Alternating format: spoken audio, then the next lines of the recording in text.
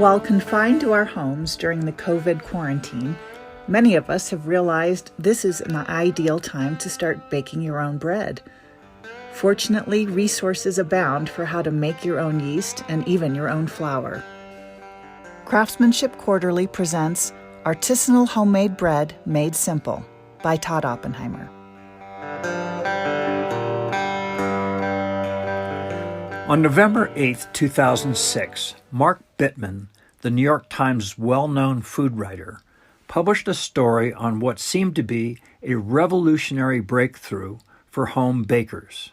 A no-fuss method for making bread that looked and somewhat tasted like those crusty dark loaves you buy from top artisan bakeries.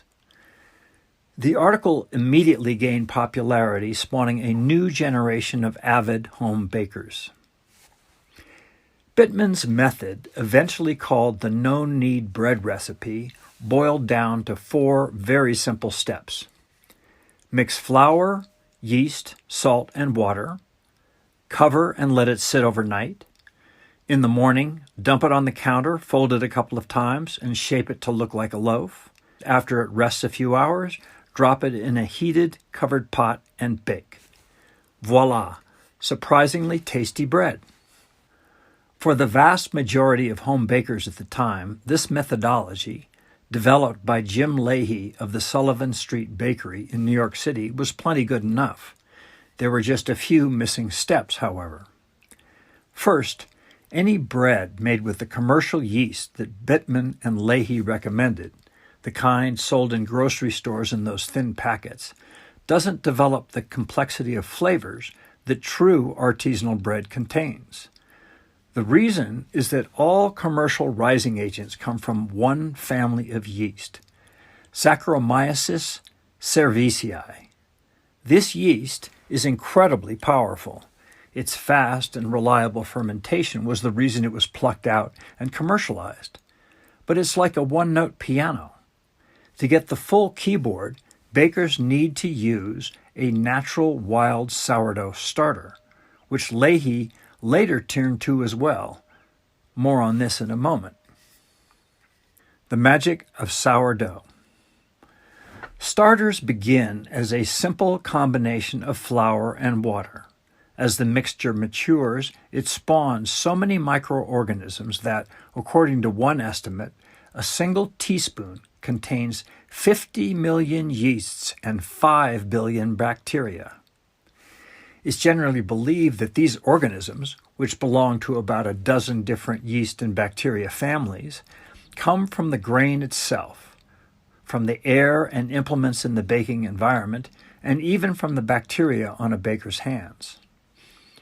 When this starter is added to more flour and water and given time, ideally 12 hours or more, all those bugs gorge on the dough, pooping and farting, so to speak, as they go.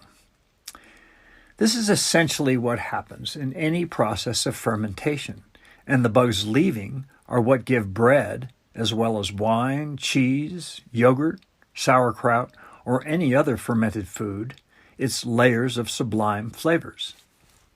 3 other critical functions are accomplished by fermenting bread with a natural starter. First, it breaks down gluten and other elements in grain to make the end product digestible. That's why many people who believe they can't tolerate gluten can eat sourdough bread, people with celiac disease being the exception. Second, natural fermentation builds a complex surface on the dough, which leads to a gorgeous, scrumptious, caramelized crust. And third, as natural fermentation develops, it laces dough with a variety of acids that preserve bread, keeping it from both molding and quickly going stale. None of this can be achieved in standard, commercially yeasted bread, largely because Saccharomyces cerevisiae bullies the dough into maturity in just a few short hours. No wonder bakers who use sourdough starters take noticeable pride in their labors and often guard their starters jealously. All of which raises an obvious, nervous question for many home bakers.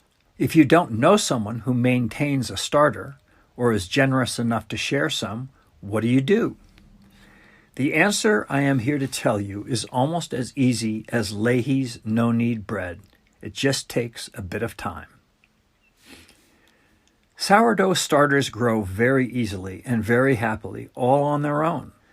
All they need is a warm environment and regular feedings. Within a week or so, you'll have a lively, odoriferous, bubbling jar of goop, ready and eager to launch a loaf of bread. For specifics and some intriguing anecdotes dredged from sourdough's long history, please see our sidebar in our online site craftsmanship.net called How to Start a Sourdough Starter. The virtues of making your own flour.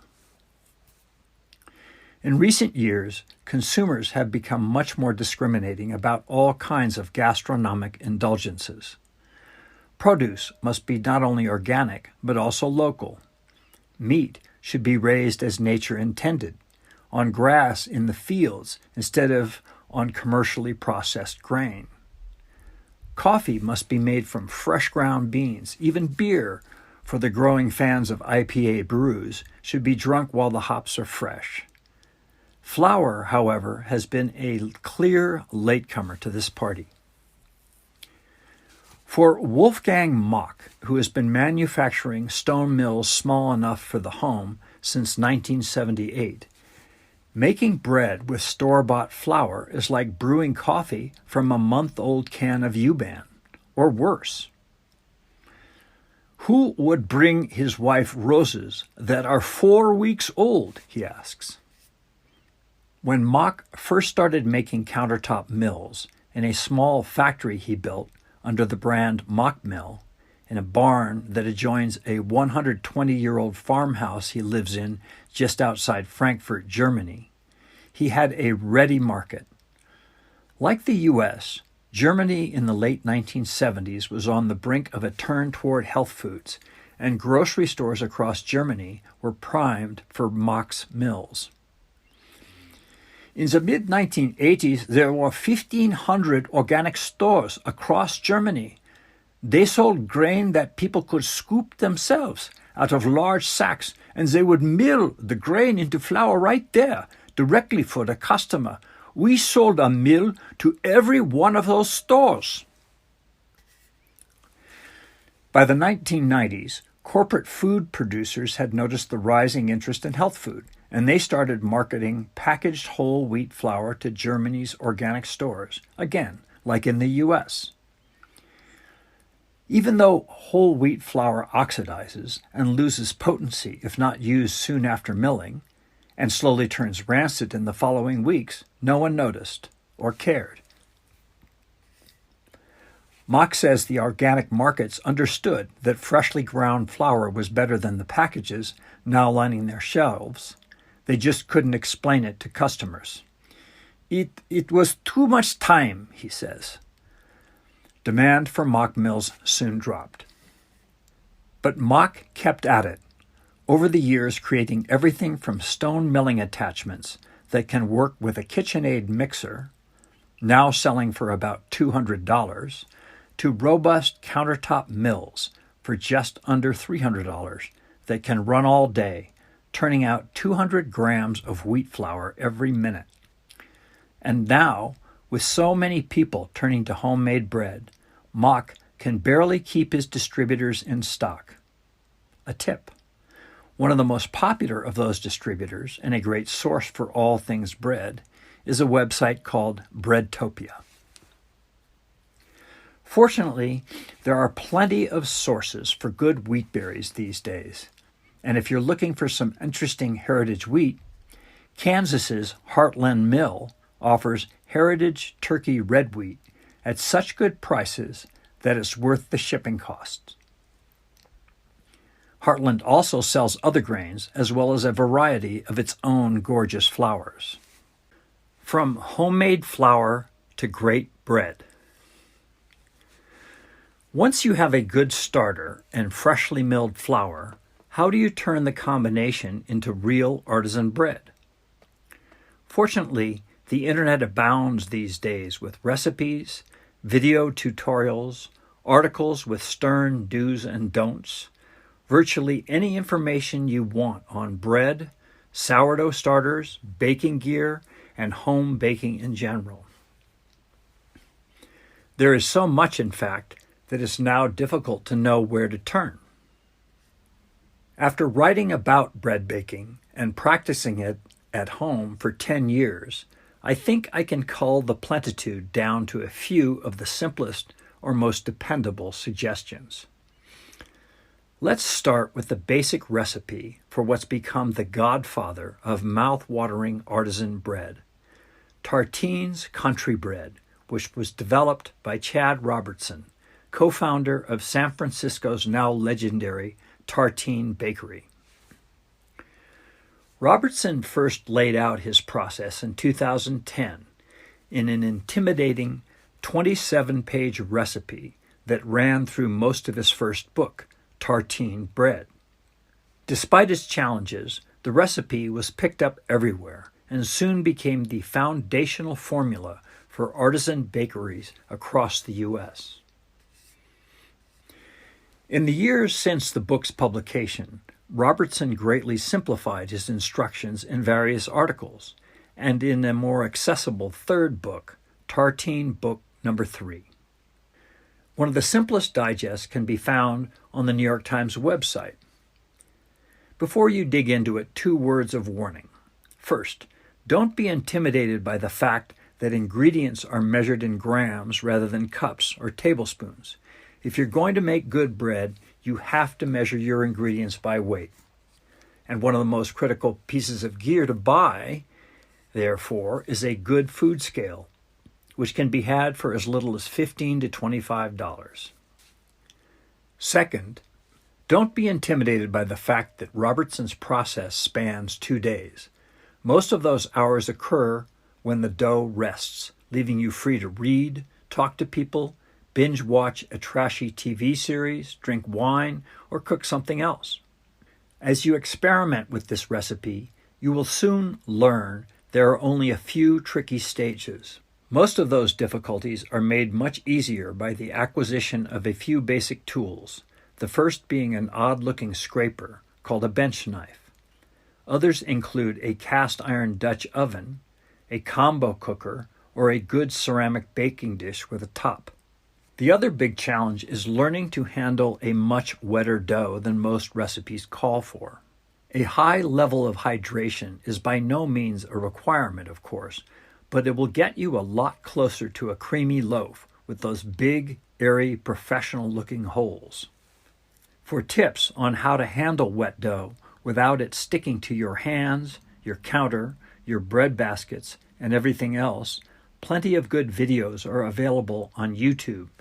One in particular comes from the website of the San Francisco Baking Institute. If you want to dig into bread baking even more deeply, you can spend hours on the detailed recipes and written accounts of a former software engineer in Mexico named Mauricio Leo, who got seduced by the wonders of tartine bread and now pours his energies into baking. Mauricio's doughy exploits are all richly chronicled on his website, which is called The Perfect Loaf. As your technique improves, you might try shifting to a higher percentage of whole wheat, which is explained on one of his recipes. About that no-knead bread. When I first started writing about bread for a profile of Chad Robertson that San Francisco Magazine published in 2010, but unfortunately no longer keeps alive on the web, I couldn't help wondering why Leahy, the guru of no-knead bread, didn't suggest a few more steps, especially when they can make such a difference in your bread. So I called him. First, I asked Leahy why he didn't tell people to use a real wild starter instead of the fake one-stroke engine of a store-bought yeast.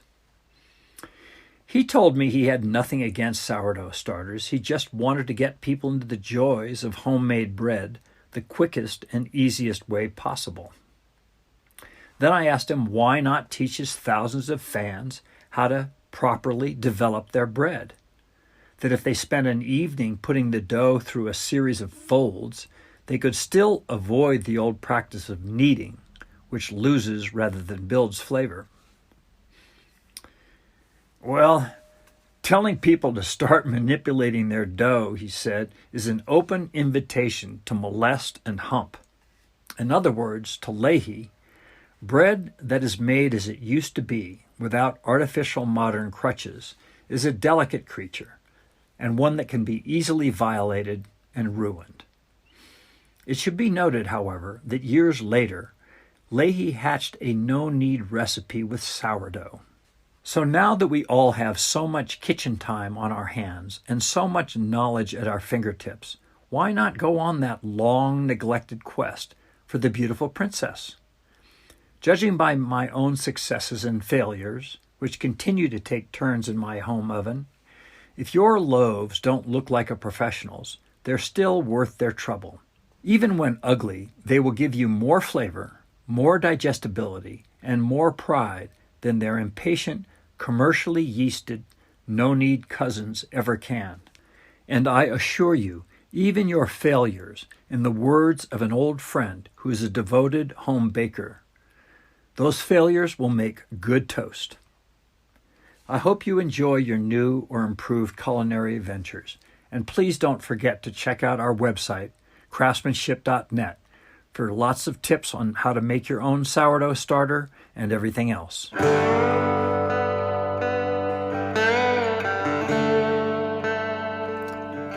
Artisanal Homemade Bread Made Simple was written and read by Todd Oppenheimer, editor and publisher of Craftsmanship Quarterly and executive director of its umbrella organization, the Craftsmanship Initiative. This story originally appeared in Craftsmanship Quarterly, a multimedia online magazine about artisans, innovators, and the architecture of excellence. More stories, videos, audio recordings, and resources on craftsmanship can be found at craftsmanship.net.